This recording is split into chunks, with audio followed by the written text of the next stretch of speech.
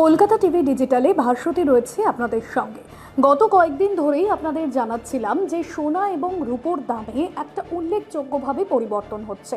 কখনো সোনার দাম বাড়ছে, কখনো বা রূপোর দাম বাড়ছে। আর এই বিষয়গুলোর জন্য নানান যে কারণ সামনে আসছে, যেখানে বৈশ্বিক অর্থনীতি রয়েছে, মুদ্রার অবমূল্যায়ন রয়েছে, ডলারের ওপর প্রভাব পড়ছে, যার জন্য কিন্তু সোনা এবং রূপোর দামে একটা উল্লেখযোগ্যভাবে পতন হচ্ছে।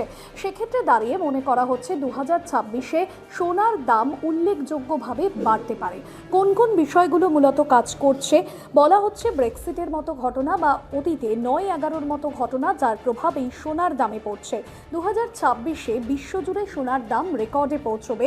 মূলত কলকাতায় আজকের যে সোনার দাম, যেখানে বলা হচ্ছে যে 2026-এর শেষ নাগাদ সোনার দাম প্রতি আউন্সে 2 লক্ষ থেকে 2.5 লক্ষ হবে।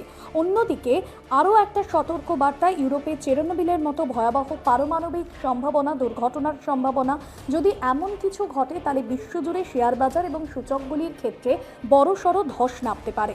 এই ধরনের চরম পরিস্থিতির কাগজে মুদ্রার পরিবর্তে সোনা একটি নিরাপদ সম্পদ, এবং সেক্ষেত্রে দাঁড়িয়ে এই অনিশ্চয়তার সময় বিনিয়োগকারীরা কিন্তু প্রায়শই সোনার দিকে ঝুঁকবে বলে মনে করা হচ্ছে। অন্যদিকে শেয়ার বাজারের ওঠানামা বিনিয়োগকারীদের নতুন করে ভাবাচ্ছে। বাজার পড়ে গেলেই সোনাকে অনেকে নিরাপদ আশ্রয় হিসেবে দেখছে এবং সেই জায়গা দিয়ে সেখানে বিনিয়োগ বাড়াচ্ছে।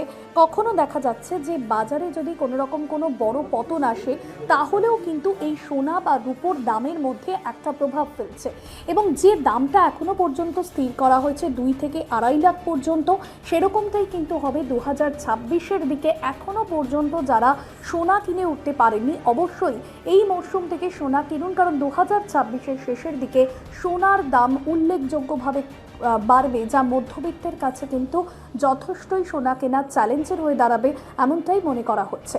আজকের এই বিষয় এখানেই শেষ করছি। অন্যান্য আপডেটের জন্য ফলো করুন Kolkata TV digital. Kolkata TV, রাত দিন 7 দিন।